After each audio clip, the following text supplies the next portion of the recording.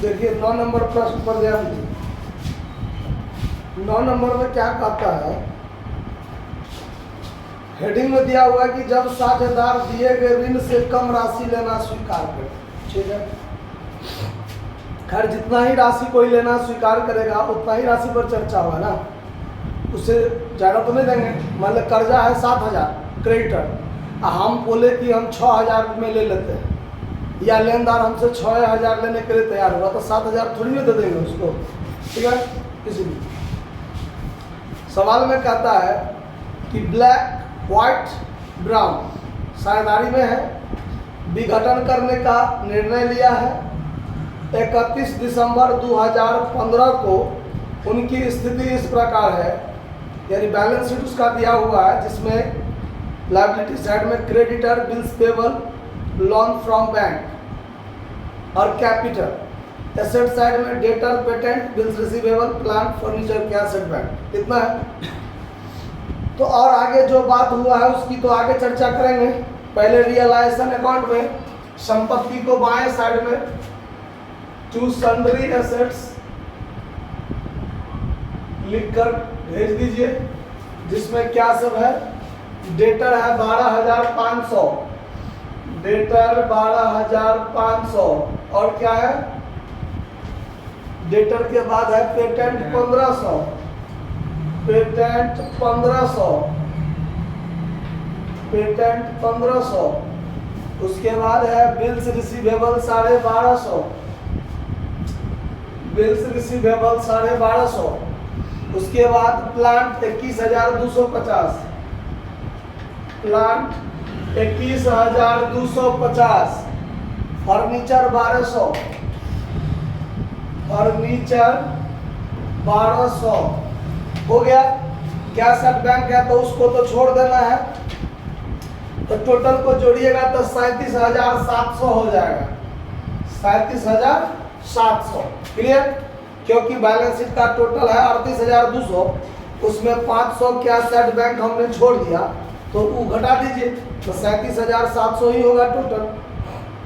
अब चलिए, अब लायबिलिटी साइड का जो आइटम है उसको क्रेडिट साइड में लिख दीजिए, bye sundry liabilities, bye sundry liabilities. ठीक है, जिसमें है आपका creditor 11,200, creditor 11,200, bills payable 2,000, bills payable 2,000, और लोन फ्रॉम बैंक 12,000 है। टोटल को अगर जोड़ दीजिए तो 25,200 हो जाता है, हैं? 25,200। क्लियर है। अब नीचे पॉइंट में क्या सब करता है वो देखिए।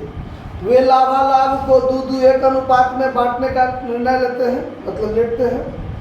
पेटेंट से 7,500 वसूल हुआ, पुस्तकीय ऋण का 10% जुगत ऋण हुआ, मतलब इससे रुपया वसूल हुआ। क्या हुआ? रुपया।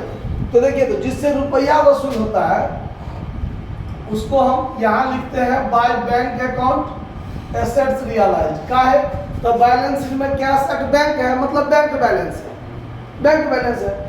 तो यहाँ पर जहाँ रुपया नकदी वाला काम जहाँ भी होगा वहाँ हम लोग बैंक का चर्चा करेंगे। अगर बैलेंस शीट में कैश रहता तो जहाँ पर नगद में काम होता है वहाँ पर कैश लिखते होंगे। ठीक है, तो पेटेंट से देखिए, पेटेंट से 7,500 वसूल हुआ। आगे कहता है कि डेटर का 10%, डेटर का 10% जुगत ऋण है। तो डेटर है कितना का वो देखिए, डेटर है 12,500 का, तो 12,500 का 10% हमारा बुड़ जाएगा तो 11,250 रुपया आएगा। तो 11,250 रुपया यहाँ लिख दिए। उसके बाद है व्हाइट ने बिल्स रिसीवेबल 1,200 में लिया, संयंत्र को 17,750 में बेचा गया। तो अगर किसी संपत्ति को साझेदार लेता है तो उसका अलग चर्चा होगा, और जिससे नगद वसूली होता है उसका एक जगह चर्चा होगा। तो बिल्स रिसीवेबल को व्हाइट ने लिया तो उसका हम बाद में चर्च करते हैं। पहले प्लांट को 17,750 में बेचा गया, प्लांट को तो यहाँ पर प्लांट से 17,750 आया, तो बाय बैंक अकाउंट के अंतर्गत में लिख दिए। फर्नीचर को ब्लैक ने पुस्तकीय मूल्य पर लिया। तो अब आइए, अब इसको काम खत्म कीजिए। अब यहाँ पर by White's capital account, White ने क्या ले लिया था? बिल्स रिसीवेबल ले लिया था। बिल्स रिसीवेबल टेकन कितना में लिया था? 1200 में लिया था। तो व्हाइट लिया था by White capital account.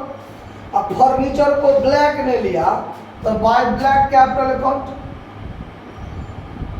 By Black capital account. Cost में लिख दीजिए फर्नीचर टेकन कितना में लिया? पुस्तकीय मूल्य पर। तो फर्नीचर का दाम है 1200, तो 1200 में ले लिया। ठीक है, चलिए उसके बाद है कि देय बिलों का भुगतान देय तिथि से पूर्व 100 रुपया बट्टे पर कर दिया गया, यानी नगद में भुगतान किया गया। तो टू बैंक अकाउंट लायबिलिटी पे बिल्स पेबल को, ये जो बिल्स पेबल था 2000 का, इसको समय से पूर्व हम भुगतान किए तो 100 रुपया का छूट मिल गया। तो 2000 में से 100 रुपया का छूट मिला, तो 1900 रुपया हम भुगतान किए होंगे कि नहीं किए होंगे।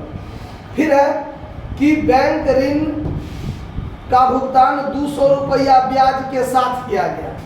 तो बैंक लोन यानी loan from bank, loan from bank जो था आपका 12,000 का, उसको 200 रुपया ब्याज के साथ भुगतान हुआ। तो 12,200 भुगतान करेंगे।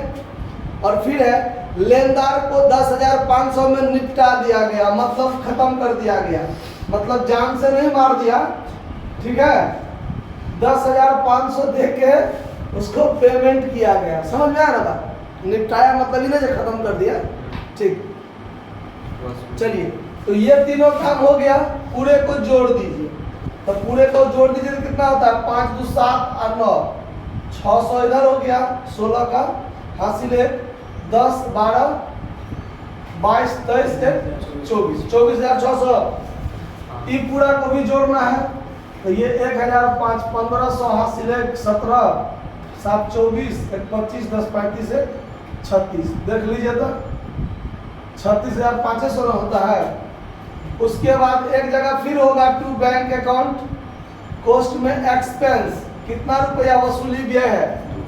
200 रुपया है, 200 रुपया हो गया। सारा काम खत्म। अब इसका फाइनल काम हम लोग करेंगे। देखिए कौन साइड ज्यादा है?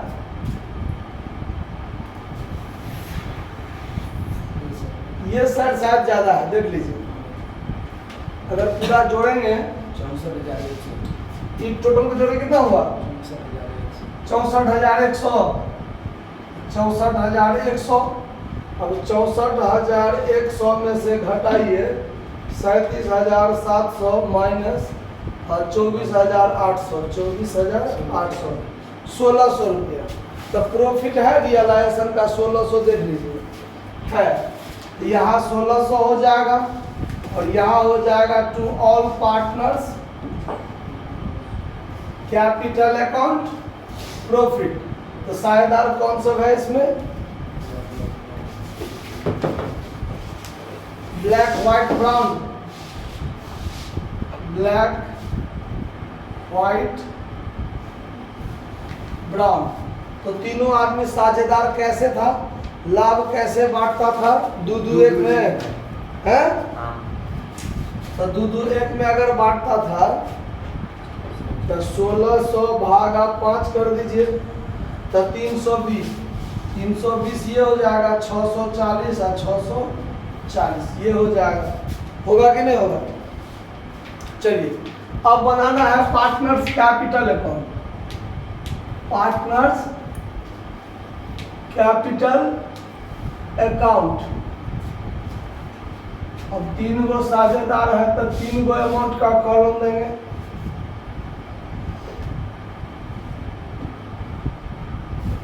डेबिट क्रेडिट, ये particular, black White brown, particular black White Brown. तो सबसे पहले इसमें हम लोग क्या लिखते हैं, बाय बैलेंस बीडी लिखते हैं। तो जब बाय बैलेंस बीडी लिखेंगे तो 6000, 4000, 3000, 6000, 4000, 3000, तीनों साझेदार का अपना अपना जो पूंजी बैलेंस शीट में था वो लिख दिया। उसके बाद बैलेंस शीट में तो कोई आइटम बांटने वाला था नहीं। अब देखिए यहाँ पर देखिए व्हाइट कैपिटल ब्लैक कैपिटल, तो डेबिट में हो जाएगा टू रियलाइजेशन अकाउंट और कॉस्ट में लिख देंगे एसेट्स टेकन। व्हाइट लिया 1200 में तो व्हाइट में, और ब्लैक लिया 1200 में तो ब्लैक में, आप ब्राउन नहीं लिया था खाली। यहाँ पर पार्टनर्स कैपिटल खाली ये प्रॉफिट वाला है, ये इस साइड में चला जाएगा। बाय रियलाइजेशन अकाउंट प्रॉफिट हो जाएगा 640, 640, 320, बात खत्म। अब इसमें कुछ नहीं है। अब फाइनल पेमेंट हो जाएगा ये 6640, यहाँ भी 6640, 4640, 4640, 3320, 3320। अब इसमें से घटाइए जो होगा to bank account final payment, इसमें से 1200 घटाइए तो 5440 हो जाएगा। इसमें घटाइए 3440 और 3320, यही इसका क्या हो जाएगा, फाइनल पेमेंट हो जाएगा। अब लास्ट में बनाएंगे बैंक अकाउंट। तो जब लास्ट में बैंक अकाउंट बनाएंगे तो बैलेंस शीट में हम लोग इसका शेष छोड़ दिए थे, जो शेष छोड़ दिए थे वो टू बैलेंस बीडी में 500 हो जाएगा। अब देखिए रुपया कहाँ वसूल हुआ, रियलाइजेशन में बाय बैंक ये हुआ और रियलाइजेशन के डेबिट में टू बैंक ये हुआ। तो डेबिट में आ जाएगा to realisation account assets realise 36,500, और डेबिट वाला दूगो इस साइड में चला जाएगा क्रेडिट में।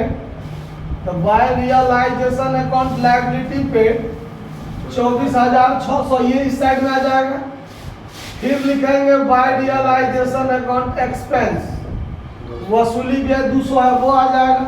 और इसमें है बैंक अकाउंट, पार्टनर्स के डेबिट में बैंक, तो बैंक के क्रेडिट में क्या हो जाएगा, bye partners capital account final payment, black White Brown. तो इसका है 5440, 3440, 3320, जोड़ दीजिए 4 4 8 8 8 3 11 11 1 12 का 2 हाथ में 3 3 6 5 11 1 12, ठीक है। इस पूरे को जोड़ दीजिए तो ये 37,000 हो जाता है। इसको जोड़िए तो 24 12 36 और 1 37,000 ये भी हो जाएगा। तो दोनों साइड क्या हो गया, बराबर हो गया। समझ में आया बात कि कहीं कोई दिक्कत है, नोट कर लीजिए इसको।